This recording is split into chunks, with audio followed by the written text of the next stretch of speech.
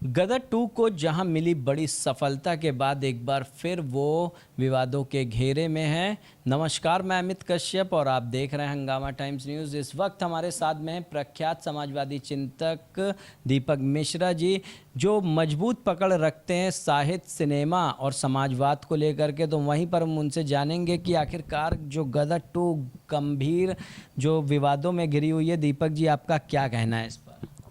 नहीं, कोई विवाद नहीं है। जी एक अनावश्यक, अतिरंजित और एकांगी टिप्पणी नसरुद्दीन शाह जी ने कर दी। पता नहीं क्यों, कि वो तो एक गंभीर कलाकार हैं और कलाकार का जो दृष्टिकोण होता है वो व्यापक होता है, विराट होता है। उन्होंने कहा कि गदर 2 अपने व्यावसायिक सफलता के लिए भावनाओं को उद्वेलित कर रही है या भावनाओं का लाभ उठा रही है। मैंने गदर फिल्म कई बार देखी है, उसकी निर्माण प्रक्रिया से भी अवगत रहा हूँ और अनिल शर्मा जी से मेरी व्यक्तिगत काफ़ी विभिन्न विषयों पर बातचीत होती रही। तो मुझे लगता है कि नसरुद्दीन शाह जी का जो ये बयान है ये अनावश्यक, अतिरंजित और एकांगी है। जैसे इसमें कहीं भी हिंदू मुसलमान के बीच में नफरत के भाव को नहीं दर्शाया गया है, कहीं भी पूरी फिल्म में। भारतीय मुसलमानों को उतना ही देशभक्त दिखाया गया है जितना इस देश के हिंदुओं को। आप देखिए कि जब जीते जाता है पाकिस्तान, तो वह हाँ अपना नाम अशफाकुल्ला खान रखता है। अनिल शर्मा जी ने नाम अशफाकुल्ला खान रखा। अशफाक भारत में देशभक्ति का एक जाजल्यमान उदाहरण है। अशफाकुल्ला खान, जिनकी देशभक्ति दुनिया में गीत की तरह गाई जाती है। दूसरा, आप देखिए कि एक फिल्म का एक दृश्य है जिसमें नायक के पिता तारा सिंह, जिन्हें हम इस फिल्म का महानायक कहें तो गलत नहीं होगा, वो भोजन करते समय एक संवाद देते हैं कि यहाँ के भी लोग अमन चाहते हैं, वहाँ के लोग भी अमन चाहते हैं। वही निदा फाजली का दर्द कि आग गंगा में भी है, झेलम में भी, कोई बतलाए कहाँ जाके नहाया जाए। इसी दर्द को नायिका के पिता कुर्बान मुश्ताक काक जी ने वो भूमिका निभाई है, वहाँ भी इसी दर्द को रेखांकित करते हैं कि हम लोग तो एक अच्छा है, एका है, हमारे दिलों में एका है, फिर ये क्यों हिंसा।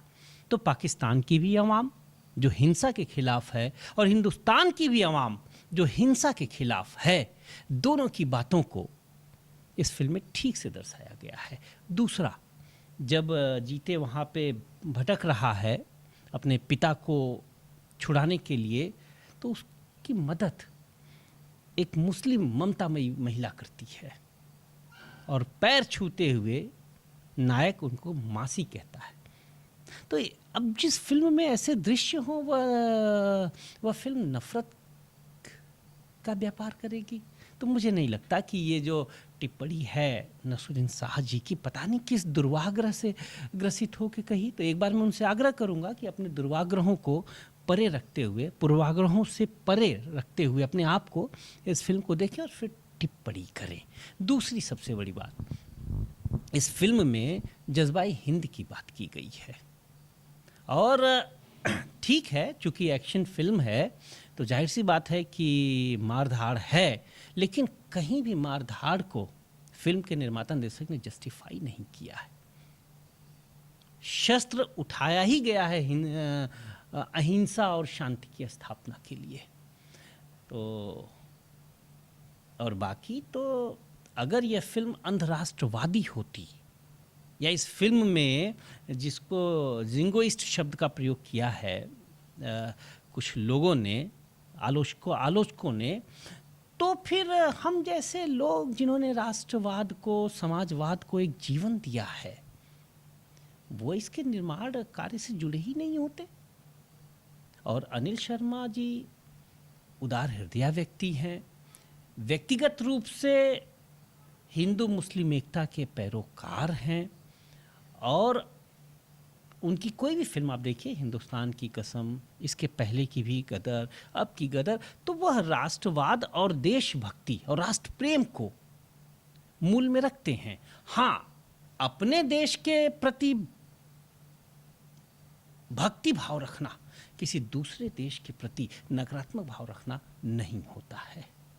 पता नहीं नसीर भाई ने ऐसा बयान क्यों दिया, और मुझे लगता है कि जैसे कहते हैं ना कि ज़ुबाने